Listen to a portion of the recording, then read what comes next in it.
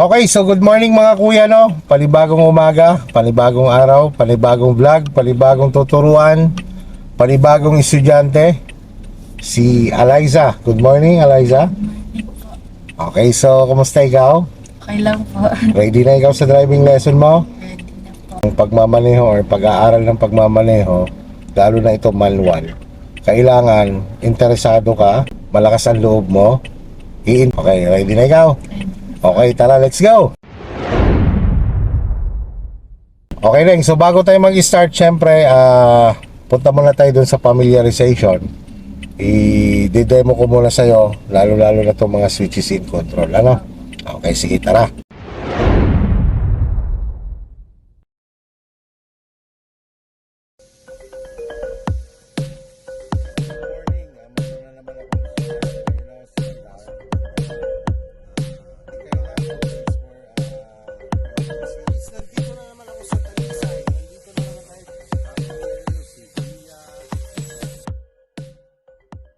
Okay lang, so patayin muna natin yung hazard, no? Yan. So ganito naman lang, no? Paglipat mo dito mamaya, ang una-una mong gagawin, pag-a-adjust ng upuan, no? Hahanapin mo yung komportable mo na pag-apak or pag-manage ng mga pedals, no? So tandaan natin, manual itong iyong aaralin, tatlo ang pedals, no? Ito ang clutch, ito ang brake, ito ang accelerator. Itong left foot mo, ang trabaho niya ay walang iba kundi i-manage si clutch. Ang right foot mo naman, ang i-manage niya ay yung gas pedal at saka brake pedal, no? Okay, so pag upo mo dito mamaya, lapat ng likod dapat. Kailangan komportable ang likod mo, and then apakan mo lang sagad ang clutch, no? Diba, pag upo mo ganyan, parang hirap ka pa. Ganito naman ang pag-a-adjust, may bakal dito. Tapos sawa ka sa manubela, kukuha ka ng puwersa, no? Okay, kailangan lang ganito ang bitaw ng clutch, ha? Halimbawa, sagad mong ganon. Kailangan lang nakahangin siya, ang paa mo, nakahangin. Hindi dapat nakatuon yung sakong. Kasi nga, para pag bumitaw ka, komportable ka. Pag binitawan mo si clutch, ganito lang, dahan-dahan lang talaga. Kumbaga parang gumagalaw ang tuhod mo, ganyan. Kasi pag yan na let go mo na, ang posisyon naman ng paa mo dapat nandito sa footrest, no? Para pag gamitin mo na siya, ganun lang, malapit lang siya.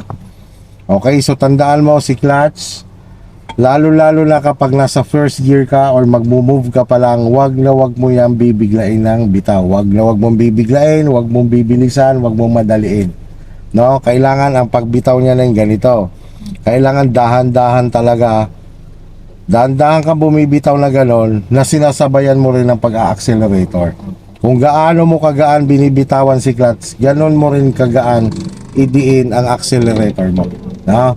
Hanggang maramdaman mo na nagmo-move siya, yon, tuloy-tuloy lang yon, let go mo ang clutch, gas up ka, and then pag naabot mo na yung 2000 RPM, bitaw si gas, lubog si clutch, lipat si gear, bitaw ulit si clutch, gas ulit ikaw, no? Kapag ikaw ay maglilipat ng gear, kailangan na ang paa mo sa gas pedal, kumbaga na ilulubay mo siya, aalisin mo siyang bahagya, no?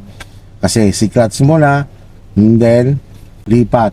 So hindi natin kailangan mag-brake kung maglilipat lang naman tayo, no? Okay, so tandaan mo rin na kapag itong gear stick mo, kapag nakaposisyon sa mga gear, halimbawa tumigil ka, nasa third gear ka, wag mong bibitawan si clutch hanggat hindi mo na neutral, no? So pag gano'n, clutch, brake, then neutral, bitaw si clutch, si brake hindi, no? Kasi kapag magbibitaw ka kay brake, kailangan naka-handbrake ka muna.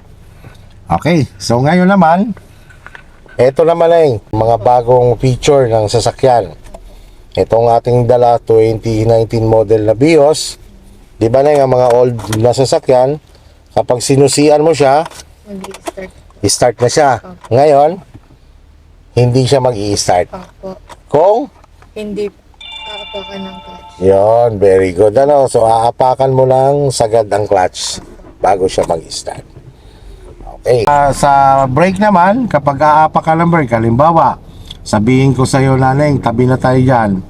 Galing tayong mabilis na takbo, alalay ka muna sa brake. gradual lang, patong lang muna, dahan-dahan hanggang siya bumagal. Pag halimbawang mabagal na siya, nararamdaman mo na yung sobrang bagal niya, nanginginig na siya, lubog si clutch and then brake ulit. Si accelerator naman, dapat may disiplina rin tayo sa pag-apak kay accelerator. Lalo-lalo na kapag patag ang kalsada, not more than 2,000 RPM. Konting lagpas lang, okay lang naman yun. I mean, huwag umabot ng 3,000 bago ka nagpapalit. Kasi yung consumption ng gasolina mo lalakas. Okay? So, yun lang. At ang magiging advice ko sa'yo, maging relax ka lang lahat. Relax mo lang, pati paghawak ng manibela. So, ang hawak ng manibela na ito, i-consider mo na orasan to, no? 9 and 3, no? 12 o'clock, 6 o'clock. So, kaya tayo din nandito humawak sa 9-3 kasi para komportable natin yung pag-abot nung signal, yung mga lever nung signal light. So, signal kaliwa, signal kanan, yan, open ng light sa park light, headlight, high beam, yan, color blue, no? Tapos pag pinatay, pabalik lang din. Tapos passing light na yung ganito. Yan, one click, maraming click, no? Yan. Okay, so dito naman ito wiper. Alam mo to?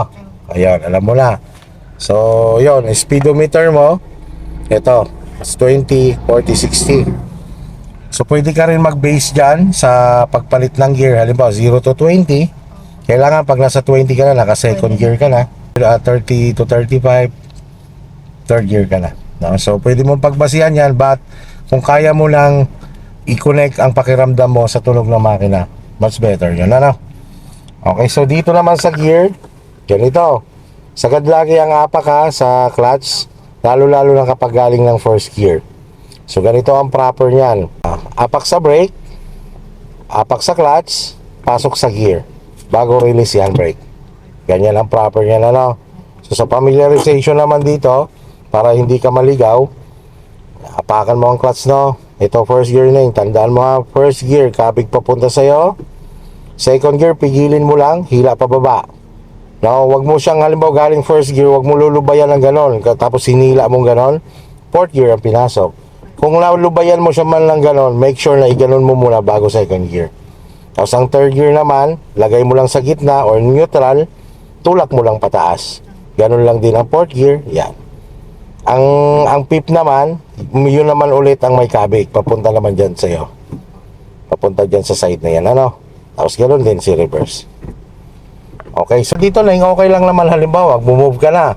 Diba, apak ka sa brake, apak sa clutch. Pwede mo siyang tingnan pag habang ipinapasok mo siya sa first gear. Pero kapag nagpapalit ka na sa second, third, fourth, fifth, dapat hindi ka na natingin dito. Kalsada na ikaw tumingin ha. Yan. So dito naman, itong handbrake, minsan kapag napapasobra kasi ng hila to, matigas itong wala, no? So ang technique dito, hilain ng konti, pisil, baba. Okay?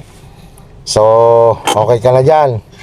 So ngayon, ready na ikaw. Ha, ready na ikaw. So, magpapalit na tayo dito. Tara, palit na tayo.